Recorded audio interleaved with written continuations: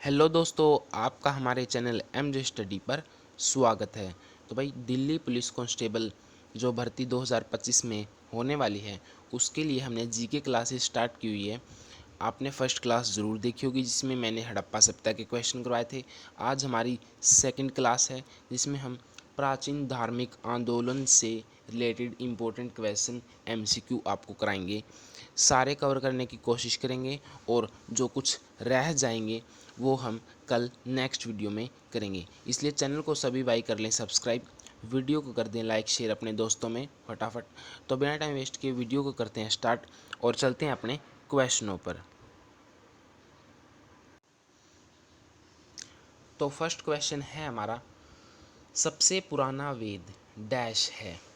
सामवेद, यजुर्वेद, अथर्ववेद या ऋग्वेद। तो right answer होगा हमारा डी, ऋग्वेद। सबसे पुराना जो वेद है भाई वो ऋग्वेद है।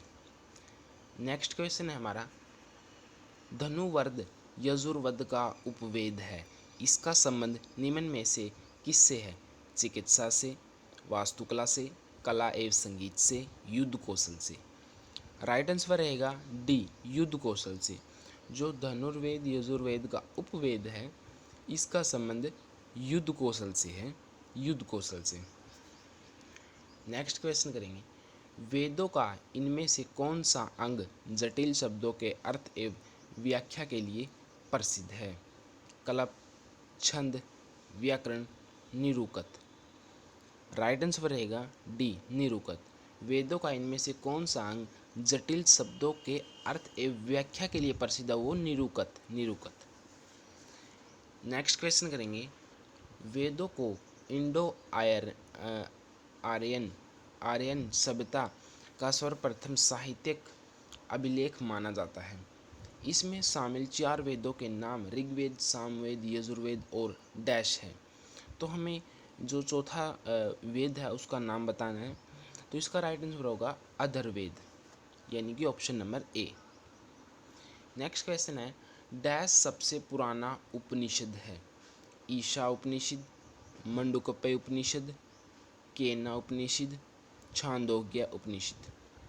राइट आंसर रहेगा हमारा डी रहेगा, छांदोग्य उपनिषद।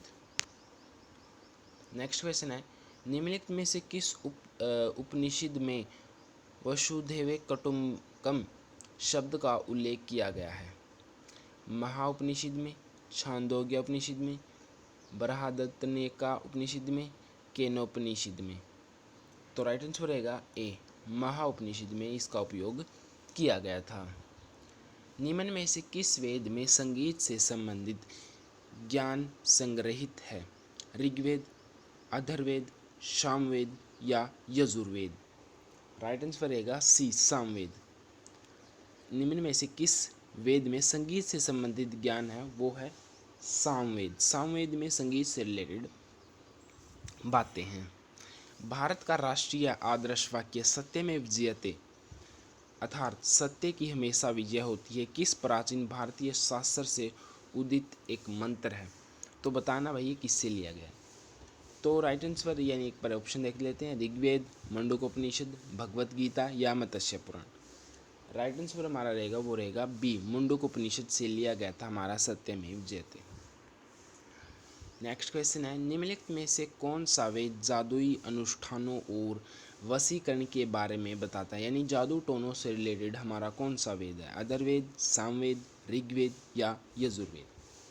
राइट आंसर रहेगा अथर्ववेद। अथर्ववेद को जादू टोनों से रिलेटेड, वशीकरण, जादुई टोने, इनसे रिलेटेड हमारा वेद है अथर्ववेद। नेक्स्ट क्वेश्चन है, ऋग्वेद में डैश सूक्त हैं? 1014, 1028, 1035, 1020। राइट आंसर रहेगा 1028। ऋग्वेद में कितने सूक्त हैं? Most important 1028।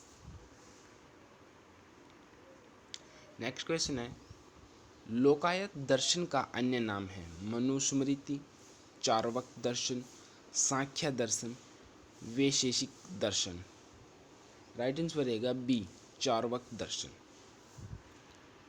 नेक्स्ट क्वेश्चन है, न्याय दर्शन को प्राचीन प्रचारित किया था? न्याय दर्शन को प्रचारित किया था चार्वाक ने, गौतम ने, कपिल ने, जैमिनी ने। राइट आंसर रहेगा बी, गौतम ने। नेक्स्ट क्वेश्चन करेंगे, ऋग्वेद में अघन्य वध योग्य नहीं है शब्द का प्रयोग किसके लिए किया गया है? भाई जो अघन्य शब्द का प्रयोग ऋग्वेद में किसके लिए किया गया था? मोस्ट इंपोर्टेंट क्वेश्चन है ये भी। ब्राह्मण के लिए, गाय के लिए, स्त्री के लिए या पुरोहित के लिए? तो राइट आंसर रहेगा बी, गाय के लिए। अघन्य, ऋग्वेद में गाय को अघन्य कहते हैं, वध योग्य नहीं, बल्कि जो वध योग्य नहीं है पशु शब्द का प्रयोग किया गया है। निम्नलिखित में से किस ग्रंथ को सतसहस्त्री संहिता के नाम से भी जाना जाता है? बृहत संहिता, महाभारत, रामायण, मनुस्मृति। राइट आंसर रहेगा बी, महाभारत।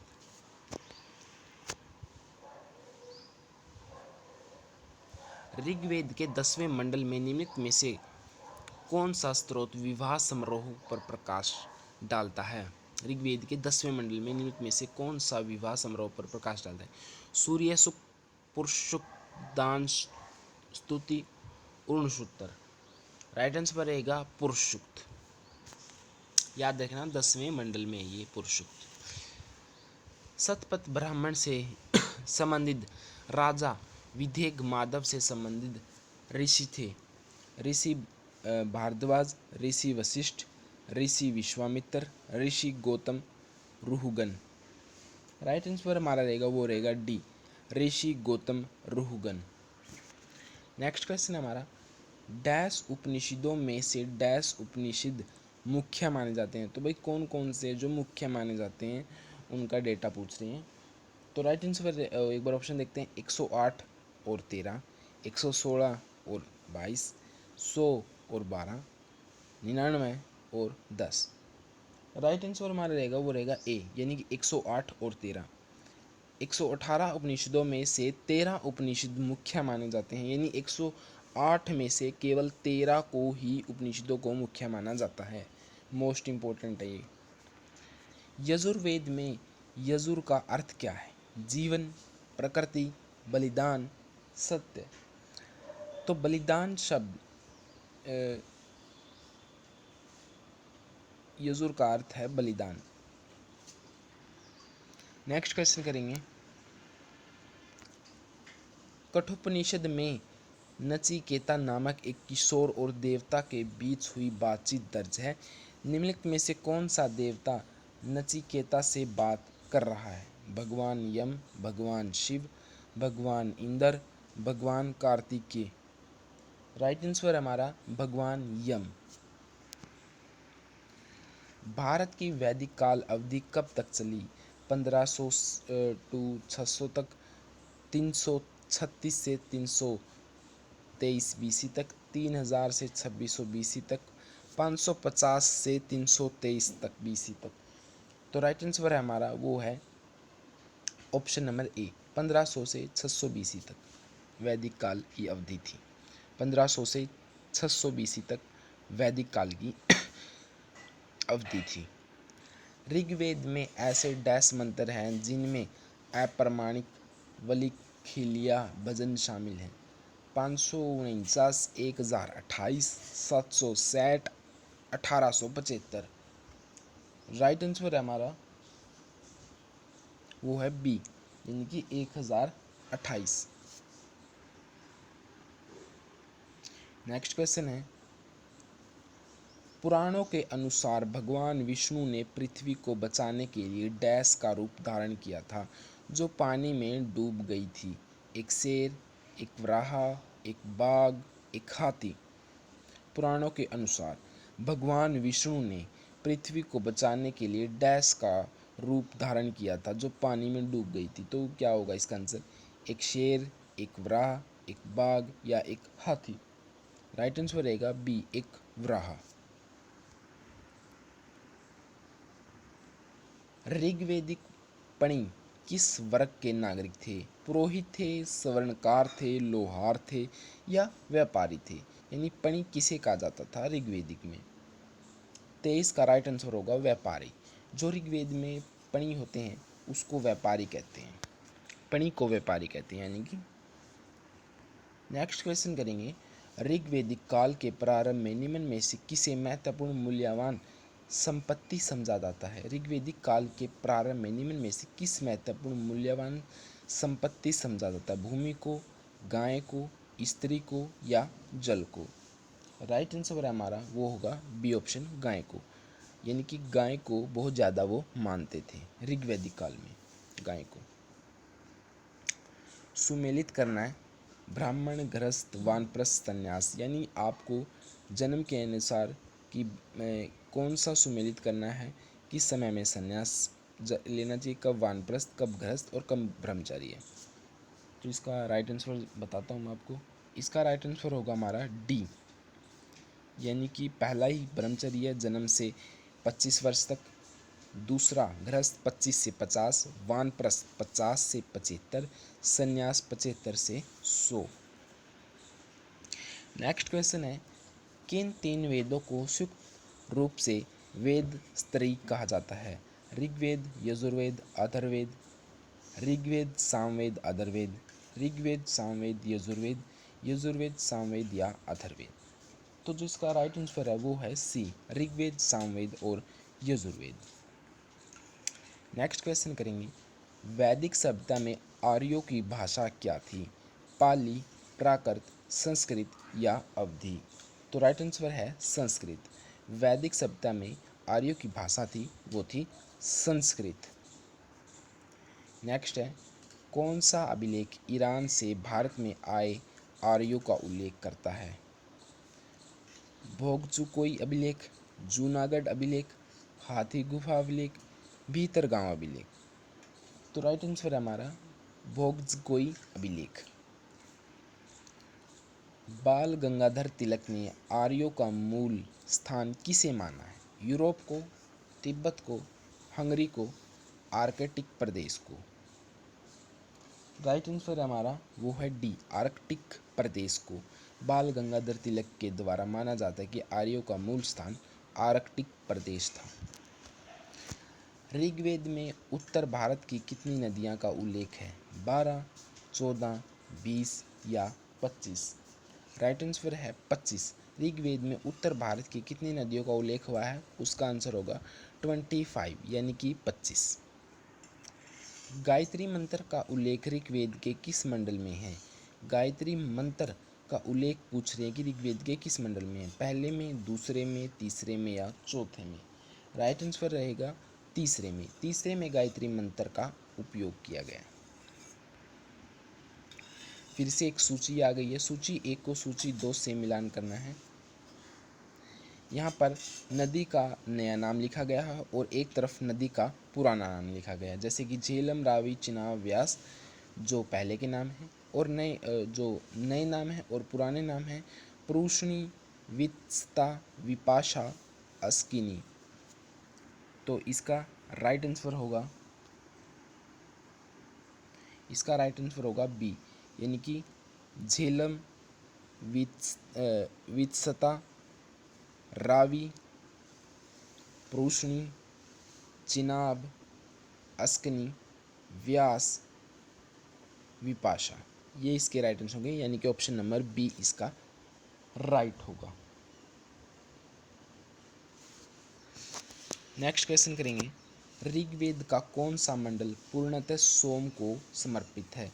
7वां मंडल, 8वां मंडल, 9वां मंडल या 10वां मंडल? ऋग्वेद का वह कौन सा मंडल है जो पूर्णतः सोम को समर्पित है? तो राइट आंसर होगा हमारा वो होगा सी, 9वां मंडल। प्रसिद्ध 10 राजाओं का युद्ध दासराग्य युद्ध किस नदी के तट पर लड़ा गया? ये मोस्ट इंपॉर्टेंट है। गंगा, वैसे तो सभी क्वेश्चन इंपॉर्टेंट है भाई, आप देख रहे होंगे। गंगा, ब्रह्मपुत्र, कावेरी या प्रूषणी? राइट आंसर है हमारा डी, यानी कि प्रूषणी। मीमांसा या पूर्ण मीमांसा दर्शन के प्रतिपादक हैं जैमिनी, बदरायन, कपिल मुनि, गौतम? राइट आंसर है हमारा ए, जैमिनी। मीमांसा या पूर्ण मीमांसा दर्शन के प्रतिपादक हैं जैमिनी। नेक्स्ट क्वेश्चन करेंगे,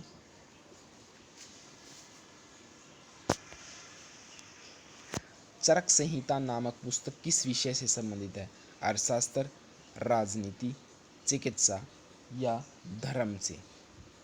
राइट आंसर होगा हमारा, वो होगा सी, चिकित्सा। जो चरक संहिता नामक पुस्तक है वो चिकित्सा से संबंधित है। ऋग्वेद में कुल ऋचाओं की संख्या है 10,000, 10,500, 11,600 और 10,600। तो राइट आंसर होगा डी, 10,600। निम्न में से किस वेद में बीमारियों का उपचार दिया गया है? यजुर्वेद, ऋग्वेद, सामवेद या अथर्ववेद? तो राइट आंसर होगा डी, अथर्ववेद। गायत्री मंत्र की रचना किसने की थी? वशिष्ठ ने, विश्वामित्र ने, इंद्र ने, पतंजलि ने? तो आपको बताना है, इसका राइट आंसर है वो होगा बी, विश्वामित्र। जो गायत्री मंत्र की रचना की थी वो विश्वामित्र ने की थी। ऋग्वेद में निम्नलिखित में से किन नदियों का उल्लेख अफगानिस्तान के साथ आर्यों के संबंध का सूचक है?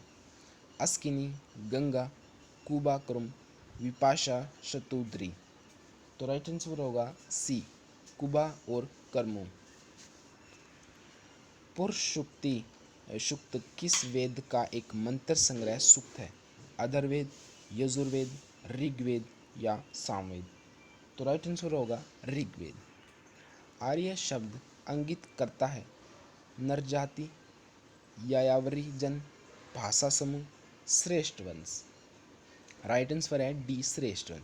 आर्य शब्द किससे, मतलब कि इसका मीनिंग क्या है, वो श्रेष्ठ वंश। व्याकरण की सर्वप्रथम रचित पुस्तक है?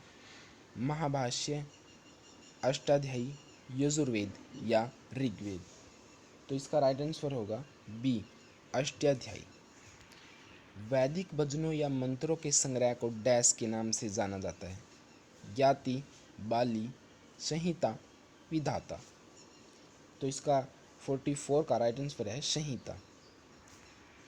ऋग्वेद में किस देवता का सर्वाधिक 250 बार उल्लेख है? इंद्र का, शिव का, वरुण का या अरुण का? राइट आंसर होगा ए, इंद्र का। इंद्र का प्रयोग ऋग्वेद में कम से कम 250 बार किया गया है। ऋग्वेद डैश पुस्तकों या मंडलों में विभाजित है? 34, 10, 8 या 12? राइट आंसर होगा 10। ऋग्वेद डैश पुस्तकों या मंडलों में विभाजित है, 10 मंडलों में विभाजित है ऋग्वेद। नेक्स्ट क्वेश्चन है, निम्नलिखित में से भारतीय दर्शन का कौन सा जोड़ा गलत है? इसमें हमें गलत बताना है। सांख्य दर्शन कपिल मुनि, न्याय दर्शन गौतम, योग दर्शन पतंजलि, मीमांसा बादरायण? तो इसमें रोंग है, वो है मीमांसा और बादरायण, गलत जोड़ा है। वैदिक काल के एक चरण में राजा को गोपति कहा जाता था, जिसका अर्थ है ब्रह्मांड का स्वामी, लोगों का स्वामी, भूमि का स्वामी, मवेशियों का स्वामी? राइट आंसर है डी, मवेशियों का स्वामी, गोपति। निम्न भारतीय दर्शनों में से कन्नाद उलुक द्वारा रचित कौन सा है? वेदांत, मीमांसा, वैशेषिक, योग दर्शन? तो राइट आंसर होगा सी, वैशेषिक। लिंग पूजा का प्रथम स्पष्ट उल्लेख किस पुराण में मिलता है? मत्स्य पुराण, ब्रह्मा पुराण, अग्नि पुराण या विष्णु पुराण? राइट आंसर होगा ए, मत्स्य पुराण। वह प्राचीन स्थान कौन सा जहाँ 60,000 ऋषि मुनियों की सभा में संपूर्ण महाभारत कथा का वाचन किया गया था? नैमिषारण्य, पाटलिपुत्र, धर्मशाला या नालंदा? राइट आंसर होगा नैमिषारण्य में 60,000 ऋषि मुनियों की सभा में संपूर्ण महाभारत कथा का वाचन किया गया था। पुराणों की संख्या 4, 6, 12 या 18? राइट आंसर होगा डी, 18। महावीर डैश तीर्थकरों में अंतिम तीर्थकार माने जाते हैं? 22वां, 26वां, 24वां या 20? राइट आंसर होगा सी 24। 6वीं शताब्दी ईसा पूर्व के प्रारंभ में भगवान महावीर का जन्म निम्नलिखित में से किस स्थान पर हुआ? मगध, पाटलिपुत्र, वैशाली या सारनाथ? राइट आंसर है सी वैशाली। भगवान महावीर का मूल नाम है आनंद, सिद्धार्थ, सारिपुत्र, वर्धमान। राइट आंसर होगा डी वर्धमान। तो भाई इसी से रिलेटेड हमारे और भी क्वेश्चन रह गए हैं जो प्राचीन धार्मिक आंदोलन से रिलेटेड है। इस वीडियो में ये पार्ट 1 कहा जाएगा हिस्ट्री का। दिल्ली पुलिस का आपको पता ही है, हम दिल्ली पुलिस की तैयारी कर रहे हैं। तो सभी भाई अगर वीडियो अच्छी लगी तो वीडियो को कर देना लाइक, चैनल को कर देना सब्सक्राइब। नेक्स्ट पार्ट प्राचीन धार्मिक आंदोलन का ही लेके आएंगे, फिर नेक्स्ट टॉपिक करेंगे क्योंकि अभी इसके क्वेश्चन और भी बचे हुए हैं। तो इसलिए सभी भाई चैनल को कर लें सब्सक्राइब, वीडियो को कर दे लाइक शेयर अपने दोस्तों में फटाफट। और वीडियो कैसी लगी कमेंट में हमें ज़रूर बताना। और मोस्ट इंपॉर्टेंट क्वेश्चन कराएंगे, इस बात का तो आपको पता ही होगा। तो धन्यवाद सभी दोस्तों का।